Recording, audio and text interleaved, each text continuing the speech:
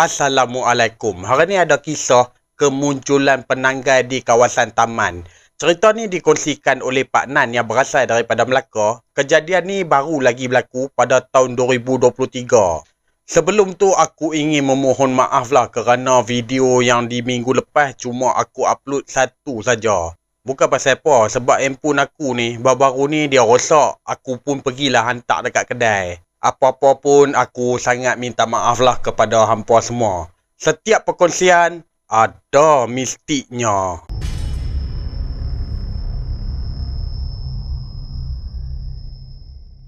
Pak Nan ni dia menetap di sebuah rumah teres yang terletak di kawasan taman. Pak Nan beli rumah tersebut tu semenjak di awal tahun 2000 lagi. Tapi sebelum tu tak pernah pun ada berlaku benda-benda pelik macam orang nampak Pontianak ke ataupun jin tanah ke. Tak pernah ada pun semua tu. Tapi kalau anak-anak hantu tu banyaklah kata si Pak Nan. Seperti geng-geng kaki mengisap. Lepas tu ada geng-geng mencuri reta benda orang. Dan juga geng-geng mat rempit hinggap di depan rumah orang. Itulah yang dimaksudkan oleh Pak Nan anak-anak hantu tersebut. Di awal tahun 2023, ada orang jumpa penanggai di waktu malam. Okey, cerita dia macam ni. Ada seorang pemuda. Dia ni balik kerja. Masa dia nak masuk saja simpang ke arah rumah dia tu, tiba-tiba ada satu kepala, rambut dia panjang. Lepas tu di bawah kepala tersebut tu adalah organ dan juga usus. Pemuda ni dia nampak kepala tersebut tu melintas depan dia.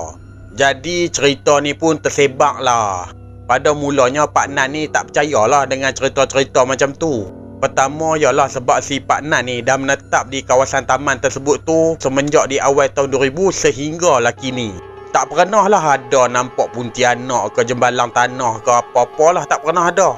Selang beberapa hari kemudian, geng-geng pemuda lepak ni pula yang bertemu dengan penanggai. Kalau daripada cerita geng-geng pemuda kaki lepak ni, spot yang mereka lepak ni betul-betul di sebelah dengan kawasan taman mainan kanak-kanak. Di sebelah kawasan taman mainan kanak-kanak tu, ada satu tempat orang berteduh. Boleh dikatakan macam pondok lah. Cuma dekat sini Pak Nan tak ceritalah berapa ramai yang lepak di kawasan pondok tersebut tu. Nak jadikan cerita masa mereka duk tengah bersembang sambil duk isap rokok. Daripada atas bumbung ni ada sesuatu yang lalu. Bila ramai-ramai pakat tengok, apa yang dilihat oleh geng-geng pemuda lepak ni memang ternyata itu adalah penanggai. Hak geng-geng lepak ni pun berselerak lah lari balik ke rumah masing-masing. Lepas tu pula, hak geng-geng pemuda yang kaki lepak ni, mereka pergi cerita lah dekat orang tua mereka. Orang tua mereka ni pun pergilah menyampai dekat jiran. Lepas tu jiran ni pun menyampai lah dekat satu taman. Dekat sini Pak Nan ni dah mula terfikir. Kalau betul lah dekat kawasan taman ni ada penanggai. Sedangkan kawasan taman ni, kalau orang beranak semuanya pergi hospital, mana ada lagi pakai bidan di zaman lah. Semenjak daripada situ, ramai orang lah tak berani keluar di waktu malam. Tak kira tua, tak kira muda, tak kira budak, tak kira orang dewasa. Semua tak berani keluar rumah di waktu malam. Okey, cerita yang kali ni pula Pak Nan sendiri yang alami. Suatu malam, yang mana Pak Nan ni duk tengah layan bola. Bini Pak Nan, anak Pak Nan dan cucu Pak Nan ni semuanya dah tidur ketika tu. Tengah duk sedap layan TV tengok bola tu. Jadi Pak Nan ni pun pergilah ke dapur. Sebab Pak Nan ni dia rasa haus. Maka Pak Nan ni pun dia bancuhlah kopi. Tengah duk bancuh kopi tu, daripada tingkap dapur ni, Pak Nan ternampak ada satu muka sedang melintas. Pak Nan ni dia cepat-cepat pergi buka pintu dapur tu. Dia keluarlah dekat belakang rumah. Masa tu Pak Nan ni memang nampak depan mata dia sendirilah. Penanggai tu, daripada dia duduk tengah terbang rendah tu, tiba-tiba penanggai tersebut tu pun dia terbang naik sampai ke atas. Cerita yang lain lagi berlaku kepada anak bongsu Pak Nan sendiri. Anak bongsu Pak Nan ni, dia sepatutnya balik kerja waktu petang. Tapi disebabkan ada kerja, nak tak nak anak bongsu si Pak Nan ni pun terpaksa lah stay back OT. Lepas dia dah habis kerja, maka si anak bongsu Pak Nan ni pun baliklah ke rumah. Dia ni tunggang motor. Baru saja nak masuk simpang lorong ke arah rumah Pak Nan ni, anak bongsu Pak Nan ni terserempak dengan penanggai. Penanggai tersebut tu, dia lalu depan si anak bongsu Pak Nan dengan laju. Anak bongsu si Pak Nan ni pun dia jadi macam terpukau. Apa yang dia nampak tadi tu? Sedang-sedang anak bongsu Pak Nan ni pun kemalangan. Tapi dekat sini tak ada lah cedera parah pun. Cuma ada lah kesan-kesan terseret jalan tar. Dekat bahagian kaki tu terseliuh. Itu pun cuma balut bandage. Lepas tu letaklah minyak gamat panas.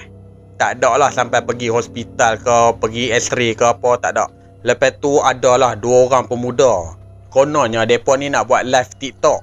Kut-kut lah dapat rakam penanggai tu ke, boleh lah engagement.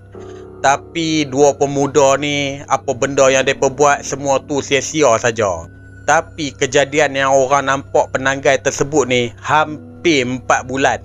Tapi sepanjang 4 bulan yang orang nampak penanggai tu, tak ada pun ada orang meninggal akibat kena serang dengan penanggai tu ke, ataupun jadi mangsa penanggai tu ke, tak ada lah pula. Dan setiap kali kalau orang nampak penanggai tersebut tu, penanggai ni dia cuma lalu saja. Tapi dekat sini tak ada lah pula berlaku sampai orang kena ligan dengan penanggai, sampai ke rumah, tak ada lah pula sampai ke tahap tu.